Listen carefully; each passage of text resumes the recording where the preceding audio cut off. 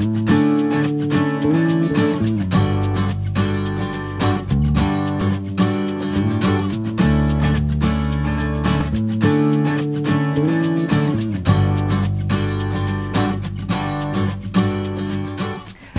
and thank you so much for joining us here at home in our little TV Cogeco living room. I'm so glad that you invited us into your living room. Today we are going to talk about a couple of things that are really important for the community for you to know. We're going to talk about a very special person, Brian Smith, and how his legacy lives on. And then we're going to talk about Radius Child and Youth Services. You may not have heard about them, but you probably do know who they are. When we come back, we'll talk about those two particular things, but if you have a story you would like to share, please give me a call at 289-891-6703, or you can drop me a line at deb.home@cogeco.ca. We'll be back in just 1 minute.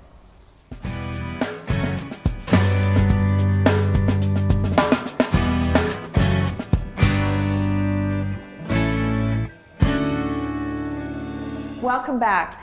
In the beginning, I spoke about a person by the name of Brian Smith, and Brian was a teacher right in Burlington. And with me is Nancy Hastings. And Nancy, there's so much about Brian that people who had him as a teacher tell stories of. And you've made it a point to make sure that Brian's legacy lives on, even though he isn't with us today. So let's talk a little bit about Brian, okay, who he was, sure, and why he isn't with us today. Okay. Who was he? Brian Smith, a teacher at Nelson High School in Burlington. He was a teacher there for 25 years, and he retired in 2008. Just shortly after he retired, while he was out cycling with a friend of mine, he had a heart attack and passed. So obviously quite a shock to everybody at the high school, his community, his family. And so his friend who he was cycling with, he had asked me, he said, well, we want to, we have a scholarship fund that's held at the school. He was a math and physics teacher, along with so many other things he did to help kids at Nelson High School. And he said, why don't we raise money for a scholarship fund? So a student will benefit, right, you know, a student that graduates going on to school in math or physics will benefit from that scholarship fund. Okay. Yes. Yeah. So we named it the Brian Smith Charity Bike Ride, and that's the event I hold every year in May, is a bike ride. So it kind of all makes sense. Yeah. He loved his passion for cycling, and so we have this scholarship fund, and now we've gone on to help other kids in the community, specifically at Radius. So awesome. Yeah, awesome. Yeah, it's great. So when Brian, you know, we were talking earlier before the show about Brian and about, you know, various people who have come up out of the blue, really, over the years to say what an influence he was. Do you know how or why he influenced people in the way he did? Well, Brian, the type of person that he was as a teacher, but also as a person, he could see a lot of potential. He could, and he was very passionate about specifically working with students that he saw the potential. He saw that he knew inside them they could do better, or they could just complete something. Maybe they didn't think that about themselves, but Brian knew that they had that ability. So that's kind of the students that he was drawn to more so. Yeah. I mean, he helped a lot of students there. He was coaching soccer. He coached girls' rugby team. In fact, his wife told me that he actually encouraged other Halton region schools to form girls' rugby teams, so they had other teams to play against. Yay, Brian. Well, you know, yeah, there you go. Because if you're a rugby team and you don't have anybody to play against, well, hello, what's the point of that? So, yes. So he really continued to give, even through his retirement. Yes. So that's an inspiration to so many people. Yes. Yeah. Yeah. And he obviously inspired you and the group to, you know, be able to sort of have this. I don't want to call it a memorial, but this tribute to him on an annual basis. It is very much a tribute. It's for a lot of people that come out to our event, whether it's Brian's friends, family, teachers that he taught with, students come out because they all remember him to participate.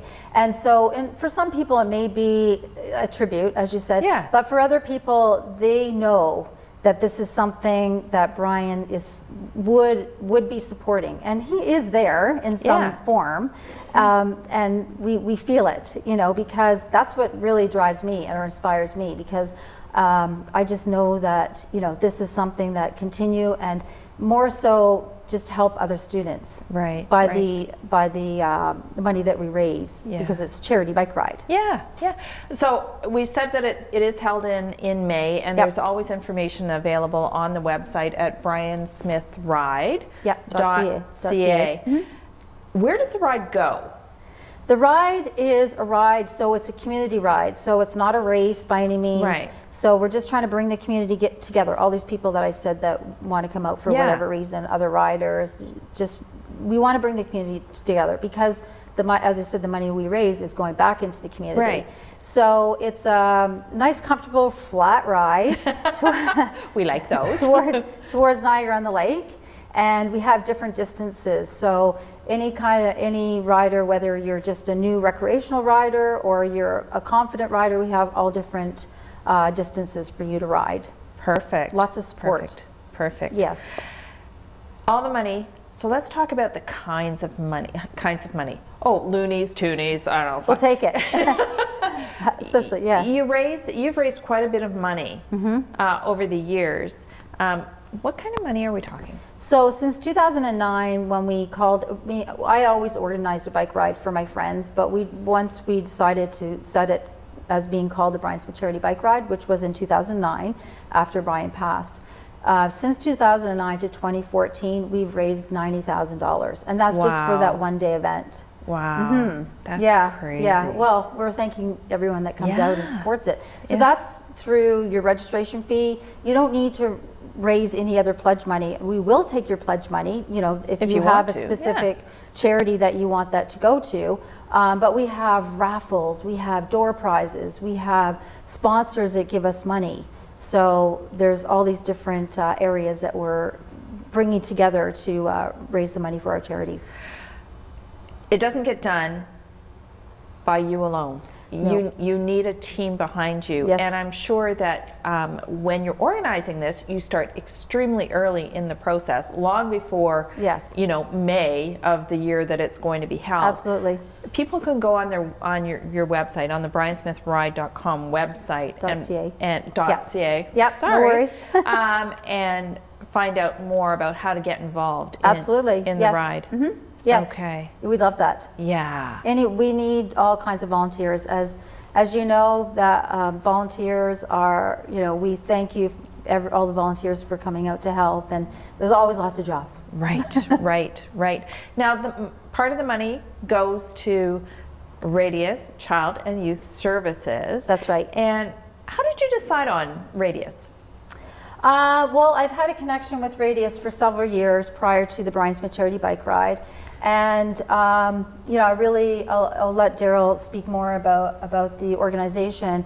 But you know, when you hear about the children and how Radius is helping children, I mean, that's the key for me. Is just, you know, there's so many children that need our help. So you know, I wish that I could help more, but we're really working on it, Daryl. Well, Nancy, you're also a volunteer with Radius. Yes. First of all, let's find out, Daryl, what is Radius? You told me how I would know Radius prior to the name. So last June, we were fortunate enough to acquire a program that the ministry was divesting themselves of, which was called the Safety Program. So for the first 30 years of our history, we were known as the Halton Trauma Centre. And because we expanded basically across Southern Ontario in terms of our service reach, we couldn't be called Halton anymore. Right. So we did an extensive search around a new name, and we landed on Radius. Let me see, Halton, Radius. Yes. I get it. Yeah, so perfect. Simple. You know, it fits in a number of different ways. Wait a sec, cycling. Oh, cycling as well. Okay. You know, Radius really fits in a number of ways. You know, Radius can be the circle of care around a kid and a family who has been exposed to child abuse and neglect. There's lots of different ways that you can look at the sort of the shield aspect of our name. Right. But that's, you know, for the first 30 years of our existence, we were the Halton Trauma Center. So, in sort of short form, Reader's Digest version, what does Radius do? So we are one of the very few organizations in the province that provide assessment and treatment for all forms of child abuse and neglect. So that would be things like sexual, emotional, physical, and witnessing domestic violence. We also provide services to adolescents who have committed a sexual offense, and these are sort of big clinical words, but children under the age of 12 who are exhibiting some inappropriate sexualized behavior. Wow. So really the whole umbrella around assessment and treatment of all of child abuse and neglect. Right. When we spoke yesterday, you were telling me that you have this small core of people. Tell me how it has expanded and grown, the number of people that are involved now. So what was Halton Trauma Center was formed by 3 volunteer social workers with no money and really no training, because this field has really only been around for about 35 years. Everyone knew that there was an issue around sexual abuse specifically, but not really how to treat it. So these good folks started what was Halton Trauma Center. And within the last 15 years, really, we've grown to become the province's largest provider of specialized care. So kids that, regardless of where they come from, whether it be from York Region, Greater Toronto, Peel, or Halton, now have access to our very specialized clinical assessment model. Wow. And we've got approximately 30 staff now and about 25 consultants. Wow. When we come back, we're going to learn more about Radius, what they do, and how you can get involved. We'll be right back.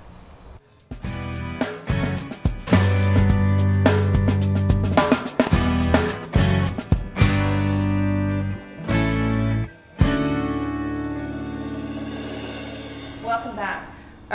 Radius Child and Youth Services is located in Oakville. Correct. But it serves a far bigger area, and it's specific to relating to children and abuse. Right. I want to talk about, I don't even know how to do this. All right, I want to talk about why is there a need? Right. What is the need and why is there a need? You know, you're not the first person to be sort of uncomfortable to even start the conversation. Within Halton, you know, we're constantly trying to educate the community around the need for specialized services for child abuse and neglect. There is this perception that within Oakville or even Burlington that the child abuse doesn't happen in these communities, and I can tell you that that's not true. You know, the research would tell us that 1 in 3 female children and 1 in 5 male children will be abused before their 16th birthday. So here comes some pretty scary numbers, and once I say them, we'll sort of backtrack and sort of talk about what that means. If we're talking about Halton child population demographic, under 16 population, that would equate to approximately 20,000 kids being abused annually. And that's a scary thing to think about. And you know, when you consider that child abuse is still such a stigmatized topic, it's very hard for us to get the message out that child abuse is happening here and at exactly the same rate. Can I ask you a question? Sure. How do you define abuse? I mean, and I'm not trying to be smart or smart alecky about it. Right. But how is abuse defined? So there's actual legislation around the investigation and substantiation of child abuse, and that's held through the Child Welfare Office. So there's actually a code that has to be followed when you're investigating. And that's another sort of barrier for us, is that typically a community would sort of minimize what child abuse would be. You know? If I yell at my kid, does that mean that I'm abusing them, and does that mean that they're part of that 20,000? No, you know, we're talking about sexual victimization or physical harm, something that's very different than sort of, you know, screaming at your kid. Right, right. So when you have someone, and again, I'm not trying to trivialize anything, but when you have a child who says, you hit me, I'm going to call the police because you just abused me. That's not what we're talking about, unless... It depends, and it's always hard, right? If that hit is something outside of the norm, right, and actually embedded in sort of the criminal code or the Child and Family Services Act, then it's the police and child welfare that would have to respond. Right. So there's a difference between us and the police. We're not the investigators. We do not substantiate that the abuse actually happened. That's left to the professionals. Right. Once that's happened, then we would be in a position to provide the assessment. Okay. Let's go on from there. Sure. So $20,000 Yeah. annually. And you know, when we're talking about child abuse, specifically sexual abuse, we had a bit of a conversation earlier about, you know, why do we provide services for kids and adolescents who have committed the sexual harm? And you know, we can say really clearly that about 50% of all of the child sexual abuse cases are committed by those under the age of 18.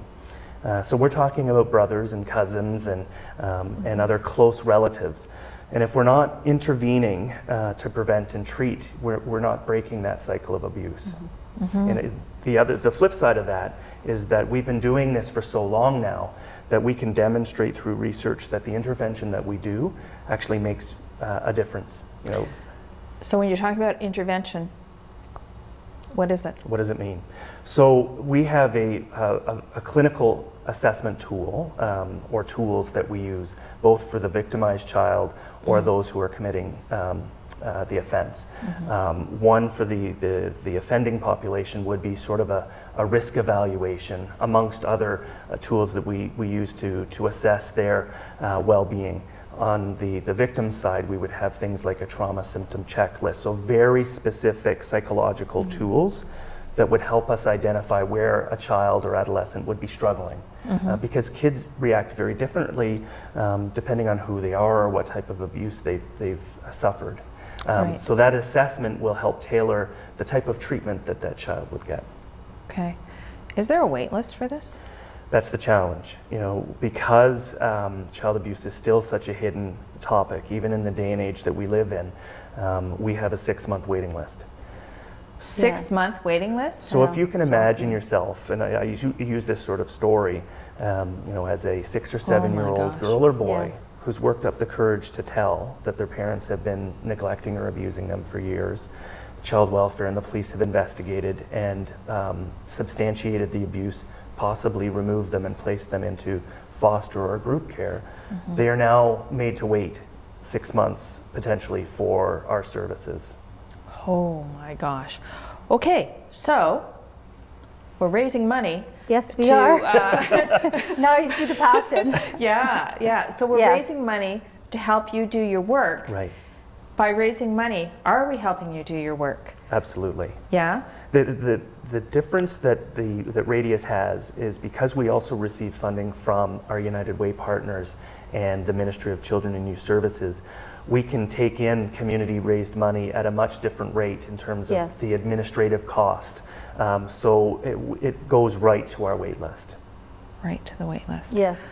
So when we hear success stories like so many X number of children have now been able to get in, that's, I mean, we're just doing the happy dance. Yeah. And we rely desperately on funding from people like Nancy and the Brian Smith event, because without that, the wait list would only grow.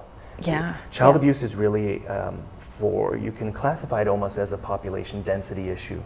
As Halton is one of the fastest growing communities in the country, so too will our wait list. So without funding from Nancy and other community events, that wait list will just continue to grow. I'm speechless. This is, you know, I would never have thought, living where we live and living in this day and age, when we encourage our children and of all ages to be very vocal and to tell somebody when something happens that this kind of thing continues at the magnitude that it really does. A child comes into you and you've done an assessment. What happens there after that? I always say depends, because it depends on a number of factors. The age of the child, the type of abuse the child has suffered, who committed the abuse. I'll just give you sort of a real sort of snapshot of a case. So let's say it's a 13-year-old boy who's been sexually abused. The assessment has been completed. There would be a number of different areas that the treatment would focus on. Things like potentially depression or anxiety. Things like sleeping issues often crop up, especially if they're placed in a group or foster care program. They need to be able to adjust to the new living environments, at least for now. So we would focus on things like cognitive behavioral therapies. If that child may have some learning difficulties, we would adjust the type of treatment that they would receive. It could be things more like expressive arts or play-based therapy, so it allows them to have a positive experience through their treatment. And typically, they would be with us for around 8 months to 12 months. So we're talking a longer term time that these kids and families would be with us than sort of a general mental health issue. Wow. We don't have a lot of time. I want to know what your immediate need is. I know, funding is absolutely one of it. One of the things, volunteers, Absolutely. people who are professional in this field. Tell me. We're always looking for ways to alleviate our wait list. That typically falls to funding. But volunteers, Nancy and her good group of volunteers, there may be a perception out there that because of the work that we do, it's hard for folks to volunteer. I can tell you that volunteers do not have a direct relationship with our clients, but they are absolutely needed and valued for things like community events. Any help that we get is very much needed. Well, it's absolutely important that we shorten this list. This is a very vulnerable sector of our community. So I would encourage you all to go to the website, I can't even believe this, find out more information about this. Thank you so much for sharing your story. And when we come back, I won't have a Kleenex. We'll be right back.